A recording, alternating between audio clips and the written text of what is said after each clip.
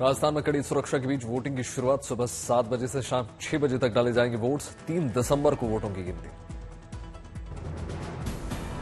199 विधानसभा सीटों पर होगा मतदान। एक सीट पर उम्मीदवार के निधन की वजह से बाद में होगा चुनाव। चुनाव में 1875 प्रत्याशियों की दांव पर किस्मत। 5 करोड़ 25 लाख मतदाता अपने मताधिकार का इस्तेमाल करेंगे। मतदान को देखते हुए सुरक्षा में सख्ती। करीब 1,70,000 जवानों की तैनाती। पुलिस के जवानों के साथ होमगार्ड और अर्धसैनिक बलों की भी कंपनियां तैनात। चुनाव में किसी भी प्रकार का हंगामा नहीं चाहती है इलेक्शन कमीशन। तेलंगाना में बीजेपी के प्रचार का सिलसिला हुआ तेज। प्रधानमंत्री मोदी, गृह मंत्री अमित शाह के साथ साथ मुख्यमंत्री योगी की तेलंगाना में चुनावी रैली। तेलंगाना के कामारेड्डी और रंगारेड्डी में होगी प्रधानमंत्री मोदी की चुनावी रैली। लोगों को करेंगे संबोधित। तेलंगाना में 4 जगहों पर गृहमंत्री अमित शाह करेंगे चुनावी जनसभा। लोगों से करेंगे बातचीत। तेलंगाना में मुख्यमंत्री योगी आदित्यनाथ की भी करेंगे चुनावी रैलियां। अपहरण, गौशमल और आकाशपुरी में सार्वजनिक बैठकों को करेंगे संबोधित। हुजूरनगर, सिकंदराबाद और मुशीराबाद में रोड शो करते नजर आएंगे बीजेपी अध्यक्ष जेपी नड्डा। लोगों को करेंगे संबोधित।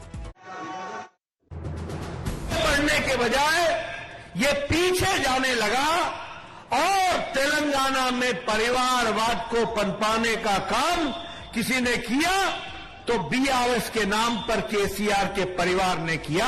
ये हमको ध्यान में रखना। हैदराबाद में अमित शाह ने किया रोड शो। कहा इस बार केसीआर सरकार का जाना तय।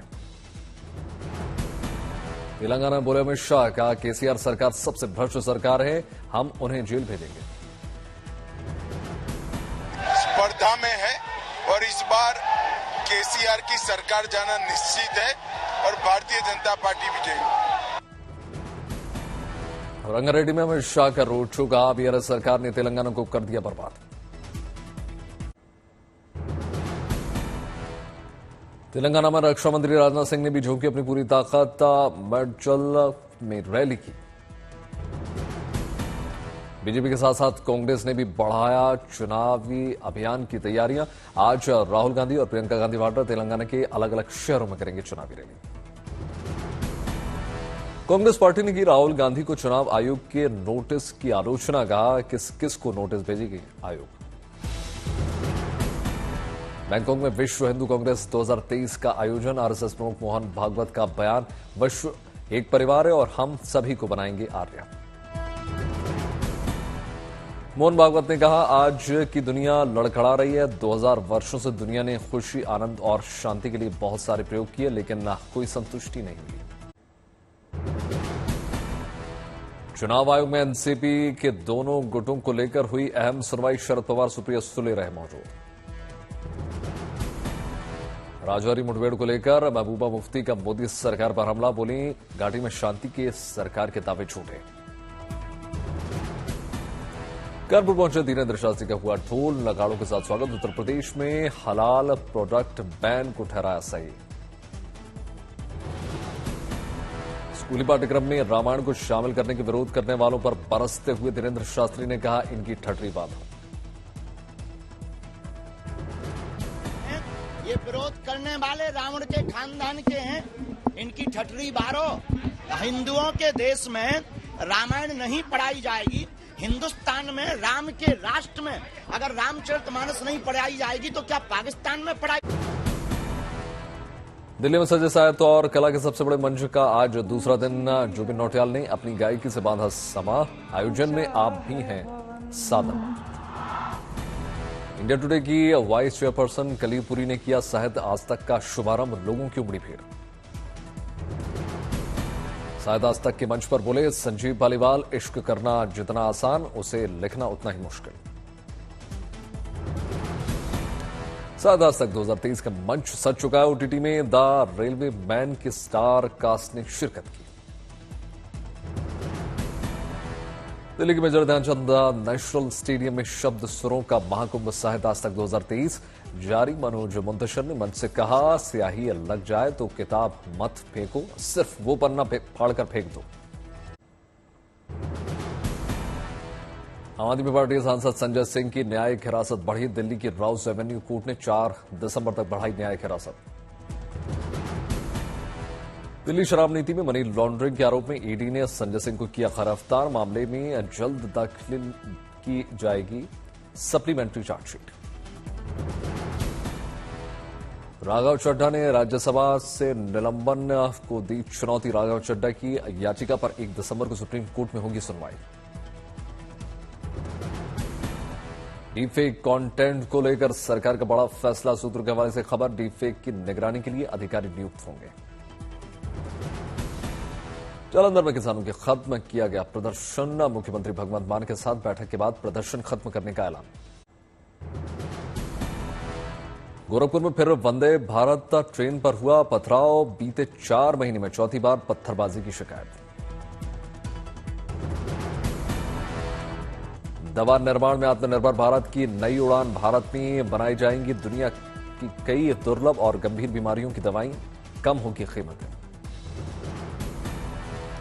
यमुनानगर में वन विभाग और पुलिस ने रेड में 4 सांप तस्करों को पकड़ा।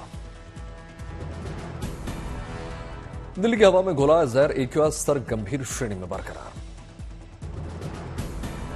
मुंबई का एक्यूआई स्तर भी गंभीर श्रेणी में पहुंच गया। बांद्रा इलाके में तस्वीरें निकलकर सामने आई।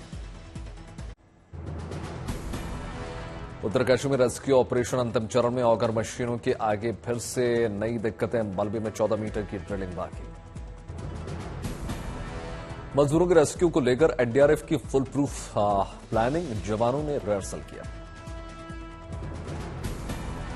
दल मजदूरों को बड़े पाइप के जरिए एक एक करके पहिएदार स्ट्रेचर पर निकाला जाएगा। 12 नवंबर से सुरंग में फंसे मजदूर। पीएमओ के पूर्व सलाहकार भास्कर खुलबे का दावा, मजदूरों तक पहुंचने में नहीं मिलेगा ज्यादा समय। हमें 2 मैंगल्ड पाइप्स, बिल्कुल ही घूमे हुए मुड़े हुए पाइप्स मिले हैं। इसका मतलब पहले वो कहीं हमारे लिए उलझन कर रहे थे। अब हमारी उम्मीद काफी अच्छी है।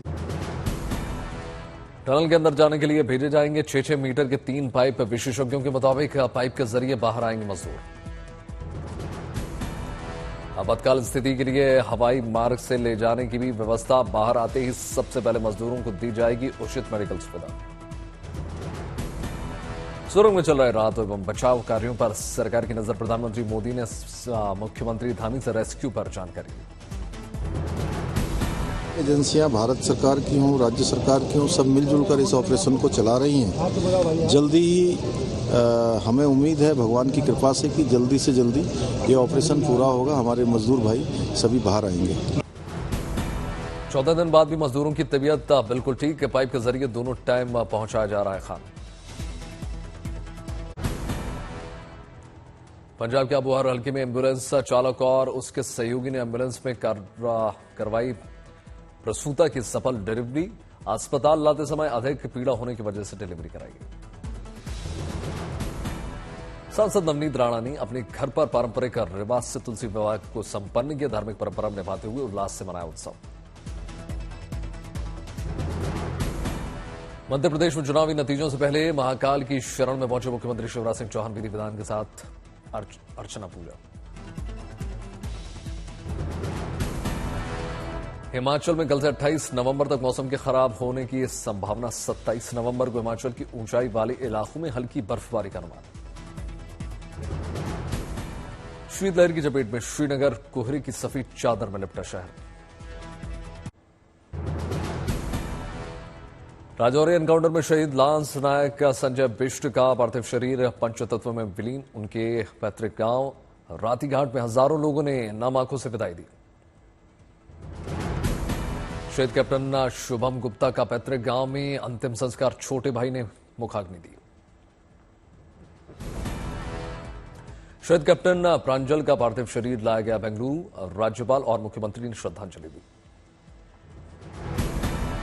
राजौरी एनकाउंटर में शहीद पैरा ट्रूपर सचिन लौर का पार्थिव शरीर पहुंचा अलीगढ़। सेना ने दिया गार्ड ऑफ ऑनर। राजौरी के बाजीमल में 22-23 नवंबर को आतंकियों से हुई मुठभेड़ में सेना के 2 अफसरों समेत 5 जवान हुए थे शहीद। शुक्रवार को राजौरी के आर्मी जनरल हॉस्पिटल में श्रद्धांजलि के बाद शहीदों के पार्थिव देह उनके घरों के लिए रवाना किए गए। जम्मू कश्मीर के रामबन में आतंकियों के ठिकानों को दबिश, भारी मात्रा में गोला बारूद हथियार बरामद। शिमला के ऐतिहासिक रिज मैदान में कारीगरों की अद्भुत कला का प्रदर्शनी। राज्य संग्रहालय शिमला और संस्कृति विभाग ने 5 दिवसीय कला और शिल्प मेले का आयोजन किया। इम्फाल में विस्थापित लोगों के लिए 3 दिवसीय बिक्री कार्यक्रम का आयोजन किया गया। जिनेवा में संयुक्त राष्ट्र मुख्यालय के सामने पोस्टर प्रदर्शनी का आयोजन। 26/11 मुंबई हमले की 15वीं बरसी पर आयोजन। पश्चिम बंगाल की सिलीगुड़ी में बंगाल का पहला लायन सफारी जल्द हो जाएगा शुरू। श्रीनगर में सामूहिक विवाह का आयोजन। 40 जरूरतमंद जोड़ों की कराई गई शादी।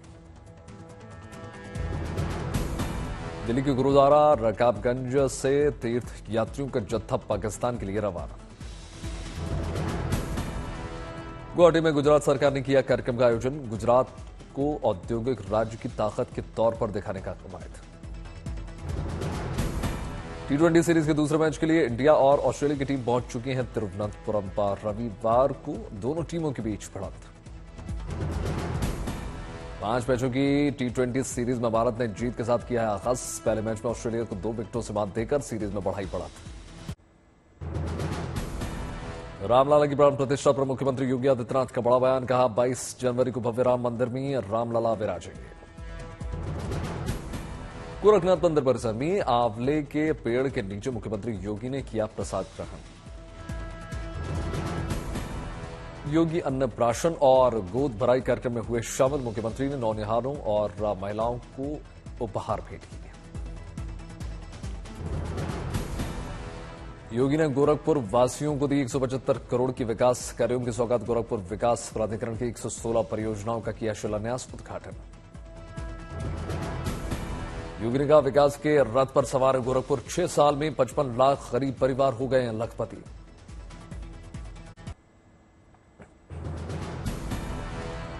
मुख्यमंत्री योगी आदित्यनाथ ने अयोध्या में रामलला के दर्शन पूजन किए विधि विधान के साथ। योगी ने अयोध्या में हनुमानगढ़ी मंदिर में पूजा अर्चना करके आशीर्वाद दिया। आस्था और भक्ति में देखिए सराबोर। आजमगढ़ के मंदिरों में श्रद्धालुओं का तांता। कार्तिक महीने में धार्मिक अनुष्ठान और पूजा का विशेष महत्व। मध्य प्रदेश के मंडला में किन्नरों ने निकाली भव्य कलश यात्रा। समाज के कल्याण और खुशहाली की कामना। नाचते गाते हुए किन्नरों ने निकाली कलश यात्रा। बाबा बंगाली शाह की दरगाह पर चढ़ाई चादर। हवन पूजन के साथ अमरोहा में भव्य तिगरी गंगा मेले का शुभारंभ। बड़ी संख्या में श्रद्धालुओं ने गंगा स्नान किया। देश भर में 150 केंद्रों पर 26 नवंबर को होगी सीएटी की परीक्षा। 3 लाख से ज्यादा स्टूडेंट देंगे एग्जाम। हरिद्वार में ग्लोबल इन्वेस्टर समिट के रीजनल कॉन्क्लेव में शामिल हुए मुख्यमंत्री धामी। अंबाला एयरफोर्स स्टेशन पर भव्य एयर शो का आयोजन। तिरंगे और इंडियन एयरफोर्स के पैराशूट से हजारों फीट ऊंचाई से पैरा ट्रूपर्स ने लगाई छलांग। कानपुर में एयर वॉरियर्स राइफल ड्रिल का दिखा भव्य नजारा। हथियारों के साथ नजर आए। कानपुर स्पोर्ट्स स्टेशन की स्थापना का प्लैटिनम जुबली समारोह। AN-32 विमान से पैराग्लाइडिंग करते हुए नजर आए वायुवीर। सिंगल पैराशूट, डबल पैराशूट और ट्रिपल पैराशूट से की गई लैंडिंग। संत नामदेव महाराज की जयंती पर घुमन यात्रा के लिए नांदेड़ से रवाना हुए श्रद्धालु। जी साहब सिख प्रार्थना के संस्थापक रिटायर्ड कर्नल DS चीमा की अनोखी रचना। गुरुमुखी रोमन में लिखा गुरु ग्रंथ साहब।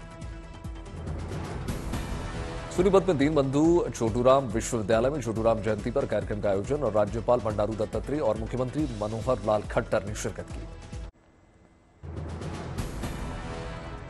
बिहार के समस्तीपुर से आई गुड न्यूज। देश के जाने माने सर्जन कैंसर जैसी बीमारी से ग्रसित गरीब मरीजों का मुफ्त में करेंगे ऑपरेशन।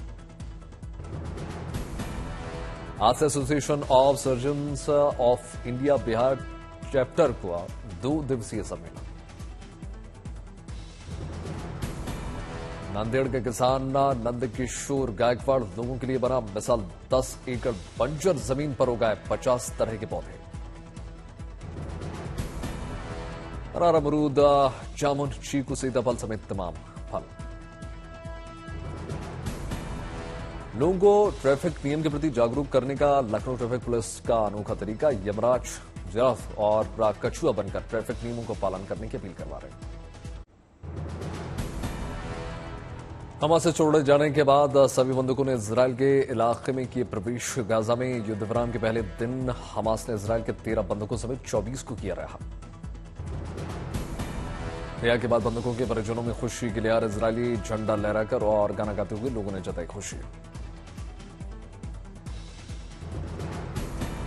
इजरायल के 13 बंदूकों के बदले 39 फिलिस्तीनी कैदियों की रिहाई। 24 महिलाएं और 15 नाबालिग शामिल। गाजा पट्टी में संघर्ष विराम समझौते के पहले दिन गाजा में रही शांति। इजरायली सेना के टैंक और युद्ध का हथियारों के साथ वापस लौटते हुए नजर आए सैनिक। न्यूयॉर्क के वॉशिंगटन स्क्वायर में फिलिस्तीन समर्थकों ने शुक्रवार को किया प्रदर्शन। फिलिस्तीन क्षेत्र पर अवैध कब्जे के दावे को लेकर जताया विरोध।